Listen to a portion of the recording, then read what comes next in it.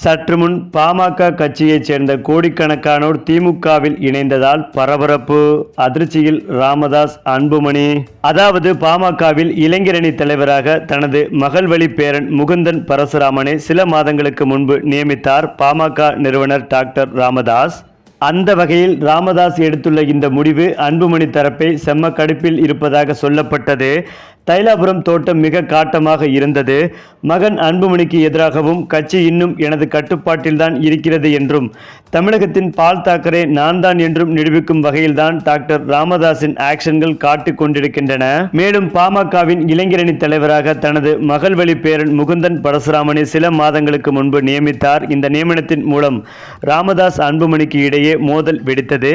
அப்பா மகனுக்கிடையான இந்த மோதலால் இளைஞரணி தொடர்பான பணிகளை கவனிக்காமலும் கட்சி நிகழ்ச்சிகள் எதிலும் கலந்து கொள்ளாமல் இருந்து வந்தார் முகுந்தன்.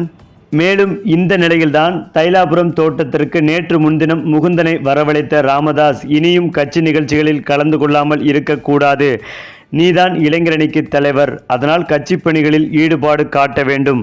நாளைக்கு 25/5/2025 மாவீரன் குழுவின் 7ஆம் ஆண்டு நினைவு நாள். அவரை வணங்கும் நிகழ்ச்சிகளில் கலந்து கொண்டு விட்டு இளைஞரணியின் வேலைகளை பார் என்று அட்வைஸ் செய்திருக்கிறார் ராமதாஸ். இதனை அடுத்துதான் திண்டிவனத்தில் உள்ள பாமக அறக்கட்டளைக்கு சொந்தமான கல்லூரியில் உள்ள குருவின் சிலைக்கு மாலை அணிவித்து மரியாதை செலுத்தினார் முகுந்தன். பிறகு விழுப்புரத்தில் நடந்த கட்சி நிகழ்ச்சிகளிலும் கலந்து கொண்டிருக்கிறார். வெளிப்படையான அரசியலுக்கு வந்துள்ள முகுந்தனை கண்டு அன்புமணி ஆதரவாளர்களிடம் குமுறல்கள் எதிரொலிக்க தொடங்கி இருக்கிறது. மேலும் சமீபத்தில் கூட ராமதாஸ் மாவட்ட தலைவர்கள், செயலாளர்கள், அணி தலைவர்கள் என கட்சியின் அனைத்து கட்டமைப்பிலும் உள்ள முக்கிய நிர்வாகிகளை அழைத்து கூட்டம் நடத்தினார்.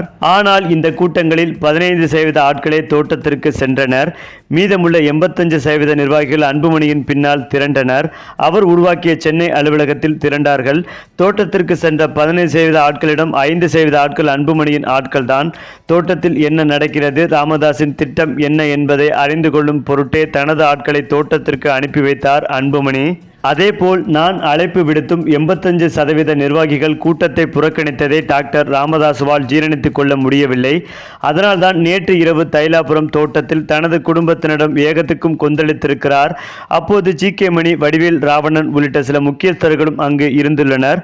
அப்போது எனக்கே அரசியல் பாடம் நடத்துகிறானா, அவனுக்கு நான் யார் என்று காட்டுகிறேன் என்று ஆவேசப்பட்ட டாக்டர் ராமதாஸ், அவனையும் கூட்டத்திற்கு வராதே, அத்தனை நிர்வாகிகளையும் கட்சியிலிருந்து நீக்குகிறேன், அதற்கான கடிதத்தை ரெடி செய்யுங்கள் என்று ஜி.கே. மணிக்கு உத்தரவிட்டிருக்கிறார் ராமதாஸ். இந்த நிலையில்தான் ராமதாஸ் அன்புமணி இடையே மோதல் இன்னும் அதிகரித்துள்ளதால் சோர்வடைந்த பாமக கட்சியை சேர்ந்த தொண்டர்கள் கோடிக்கணக்கானோர் இந்த பாமகவே வேண்டாம் என்று முடிவெடுத்து பாமக கட்சியிலிருந்து விலகி விரைவில் முதலமைச்சர் ஸ்டாலின் முன்னிலையில் பிரமாண்ட விழாவுக்கு ஏற்பாடு செய்து பாமக கட்சியை சேர்ந்த கோடிக்கணக்கானோர் திமுகவில் இணைய உள்ளதாக தற்போது தகவல்கள் வெளிவந்து பாமக கட்சி தலைவர்களான ராமதாஸையும் அன்புமணி அவர்களையும் அதிர்ச்சி அடைய வைத்து வருகிறது.